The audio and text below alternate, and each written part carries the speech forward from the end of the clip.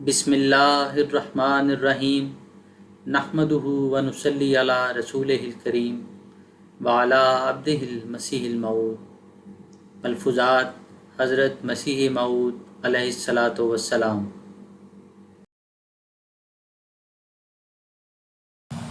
30 دسمبر 1897 حضرت اقدس علیہ السلام کی تیسری تقریر برجلسہ سالانہ 1897۔ حضور علیہ السلام نے فرمایا، اصل بات یہ ہے کہ ہمارے دوستوں کا تعلق ہمارے ساتھ اعضاء کی طرح سے ہے، اور یہ بات ہمارے روزمرہ کے تجربے میں آتی ہے کہ ایک چھوٹے سے چھوٹے عضو مثلاً انگلی ہی میں درد ہو تو سارا بدن بے چین اور بے قرار ہو جاتا ہے۔ اللہ تعالیٰ خوب جانتا ہے کہ ٹھیک اسی طرح پر ہر وقت اور ہر آن میں ہمیشہ اسی خیال اور فکر میں رہتا ہوں کہ میرے دوست ہر قسم کے آرام اور آسائش سے رہیں۔ یہ ہمدردی اور یہ غمخواری کسی تکلف اور بناوٹ کی روح سے نہیں، بلکہ جس طرح والدہ اپنے بچوں میں سے ہر واحد کے آرام و آسائش کے فکر میں مستغرق رہتی ہے، خواہ وہ کتنے ہی کیوں نہ ہوں، اسی طرح میں للہ دل سوزی اور غمخواری اپنے دل میں اپنے دوستوں کے لیے پاتا ہوں۔ اور یہ ہمدردی کچھ ایسی اضطراری حالت پر واقع ہوئی ہے کہ جب ہمارے دوستوں میں سے کسی کا خط کسی قسم کی تکلیف یا بیماری کے حالات پر مشتمل پہنچتا ہے تو طبیعت میں ایک بے کلی اور گھبراہٹ پیدا ہو جاتی ہے، اور ایک غم شامل حال ہو جاتا ہے، اور جوں جوں احباب کی کثرت ہوتی جاتی ہے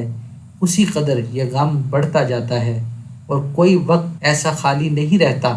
جب کسی قسم کا فکر اور غم شامل حال نہ ہو، کیونکہ اس قدر کثیر التعداد احباب میں سے کوئی نہ کوئی کسی نہ کسی غم اور تکلیف میں مبتلا ہو جاتا ہے، اور اس کی اطلاع پر ادھر دل میں قلق اور بے چینی پیدا ہو جاتی ہے۔ میں نہیں بتلا سکتا کہ کس قدر اوقات غموں میں گزرتے ہیں، چونکہ اللہ تعالیٰ کے سوا اور کوئی ہستی ایسی نہیں جو ایسے ہموم اور افکار سے نجات دے۔ اس لیے میں ہمیشہ دعاؤں میں لگا رہتا ہوں، اور سب سے مقدم دعا یہی ہوتی ہے کہ میرے دوستوں کو ہموم اور غموم سے محفوظ رکھے، کیونکہ مجھے تو ان کے ہی افکار اور رنج غم میں ڈالتے ہیں۔ اور پھر یہ دعا مجموعی حیات سے کی جاتی ہے کہ اگر کسی کو کوئی رنج اور تکلیف پہنچتی ہے تو اللہ تعالیٰ اس سے اس کو نجات دے۔ ساری سرگرمی اور پورا جوش یہی ہوتا ہے کہ اللہ تعالیٰ سے دعا کروں۔ دعا کی قبولیت میں بڑی بڑی امیدیں ہیں،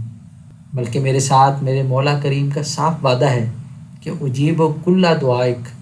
مگر میں خوب سمجھتا ہوں کہ کلّا سے مراد یہ ہے کہ جن کے نہ سننے سے ضرر پہنچ جاتا ہے، لیکن اگر اللہ تعالیٰ تربیت اور اصلاح چاہتا ہے تو رد کرنا ہی اجابت دعا ہوتا ہے۔ بعض اوقات انسان کسی دعا میں ناکام رہتا ہے اور سمجھتا ہے کہ خدا تعالیٰ نے دعا رد کر دی، حالانکہ خدا تعالیٰ اس کی دعا کو سن لیتا ہے اور اجابت بصورت رد ہی ہوتی ہے، کیونکہ اس کے لیے درپردہ اور حقیقت میں بہتری اور بھلائی اس کے رد ہی میں ہوتی ہے۔ انسان چونکہ کوتاہ بین ہے اور دور اندیش نہیں بلکہ ظاہر پرست ہے، اس لیے اس کو مناسب ہے کہ جب اللہ تعالیٰ سے کوئی دعا کرے اور وہ بظاہر اس کے مفید مطلب نتیجہ خیز نہ ہو تو خدا پر بدظن نہ ہو کہ اس نے میری دعا نہیں سنی۔ وہ تو ہر ایک کی دعا سنتا ہے، ادعونی استجب لکم فرماتا ہے۔ راز اور بھید یہی ہوتا ہے کہ دائی کے لیے خیر اور بھلائی رد دعا ہی میں ہوتی ہے۔ دعا کا اصول یہی ہے، اللہ تعالیٰ قبول دعا میں ہمارے اندیشہ اور خواہش کے تابع نہیں ہوتا۔ دیکھو بچے کس قدر اپنی ماؤں کو پیارے ہوتے ہیں، وہ چاہتی ہے کہ ان کو کسی قسم کی تکلیف نہ پہنچے، لیکن اگر بچے بیہودہ طور پر اصرار کریں اور رو کر تیز چاقو یا آگ کا روشن اور چمکتا ہوا چنگارا مانگے تو کیا ماں باوجود سچی محبت اور حقیقی دلسوزی کے کبھی گوارا کرے گی کہ اس کا بچہ آگ کا انگارہ لے کر ہاتھ جلا لے یا چاقو کی تیز دھار پر ہاتھ مار کر ہاتھ کاٹ لے؟ ہرگز نہیں۔ اسی اصول سے اجابت دعا کا اصول سمجھ سکتے ہیں۔ میں خود اس امر میں ایک تجربہ رکھتا ہوں کہ جب دعا میں کوئی جز مضر ہوتا ہے تو وہ دعا ہرگز قبول نہیں ہوتی۔ یہ بات خوب سمجھ میں آ سکتی ہے کہ ہمارا علم یقینی اور صحیح نہیں ہوتا۔ بہت سے کام ہم نہایت خوشی سے مبارک سمجھ کر کرتے ہیں اور اپنے خیال میں ان کا نتیجہ بہت ہی مبارک خیال کرتے ہیں، مگر انجام کار وہ ایک غم اور مصیبت ہو کے چمٹ جاتا ہے۔ غرض یہ خواہشات انسانی سب پر ساتھ نہیں کر سکتے کہ سب صحیح ہیں، چونکہ انسان سہو اور نسیان سے مرکب ہے، اس لیے ہونا چاہیے اور ہوتا ہے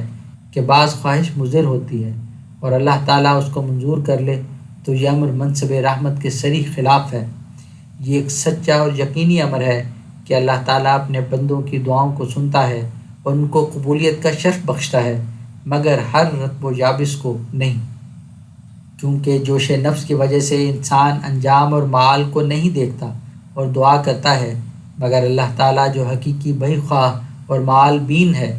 ان مضرتوں اور بد نتائج کو ملحوظ رکھ کر جو اس دعا کے تحت میں بصورت قبول دائی کو پہنچ سکتے ہیں اسے رد کر دیتا ہے، اور یہ رد دعا ہی اس کے لیے قبول دعا ہوتا ہے۔ بس ایسی دعائیں جن میں انسان حوادث اور صدمات سے محفوظ رہتا ہے اللہ تعالیٰ قبول کر لیتا ہے، مگر مضر دعاؤں کو بصورت رد قبول فرما لیتا ہے۔ مجھے یہ الہام بارہا ہو چکا ہے، اجیب و کلّا دعائے کا، دوسرے لفظوں میں یوں کہو ہر ایک ایسی دعا جو نفس الامر میں نافع اور مفید ہے قبول کی جائے گی۔ میں جب اس خیال کو اپنے دل میں پاتا ہوں تو میری روح لذت و سرور سے بھر جاتی ہے۔ جب مجھے یہ اول الہام ہوا تو قریباً 25 یا 30 برس کا عرصہ ہوتا ہے، تو مجھے بہت ہی خوشی ہوئی کہ اللہ تعالیٰ میری دعائیں جو میرے یا میرے احباب کے متعلق ہوں گی ضرور قبول کرے گا۔ پھر میں نے خیال کیا کہ اس معاملے میں بخل نہیں ہونا چاہیے، کیونکہ یہ ایک انعام الہی ہے، اور اللہ تعالیٰ نے متقین کی صفت میں فرمایا ہے وَمِمَّا رَزَقْنَاهُمْ يُنْفِقُونَ۔ بس میں نے اپنے دوستوں کے لیے یہ اصول رکھا ہے کہ خواہ وہ یاد دلائیں یا نہ یاد دلائیں،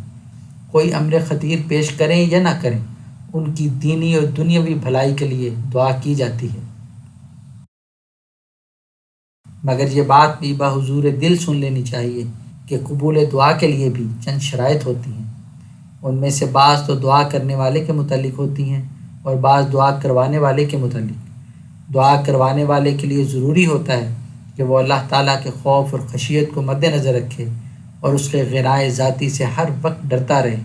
اور سلوکاری اور خدا پرستی اپنا شعار بنا لے،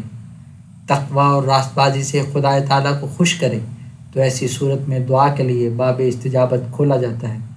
اگر وہ خدا تعالیٰ کو ناراض کرتا ہے اور اس سے بگاڑ اور جنگ قائم کرتا ہے تو اس کی شرارتیں اور غلط کاریاں دعا کی راہ میں ایک سد اور چٹان ہو جاتی ہیں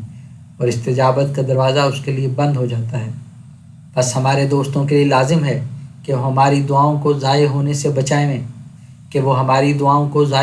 بچاویں اور ان کی راہ میں کوئی روک نہ ڈال دیں جو ان کی ناشائستہ حرکات سے پیدا ہو سکتی ہے۔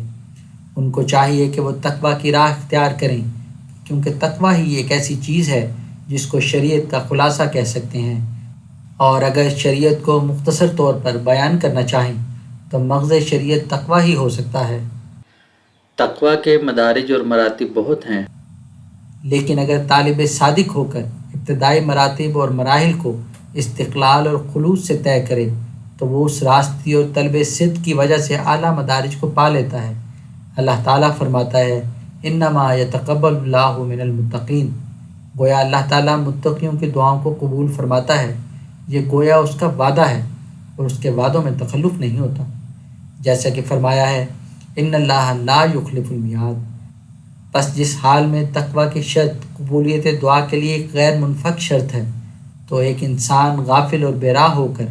اگر قبولیت دعا چاہے تو کیا وہ احمق اور نادان نہیں ہے؟ لہٰذا ہماری جماعت کو لازم ہے کہ جہاں تک ممکن ہو ہر ایک ان میں سے تقوی کی راہوں پر قدم مارے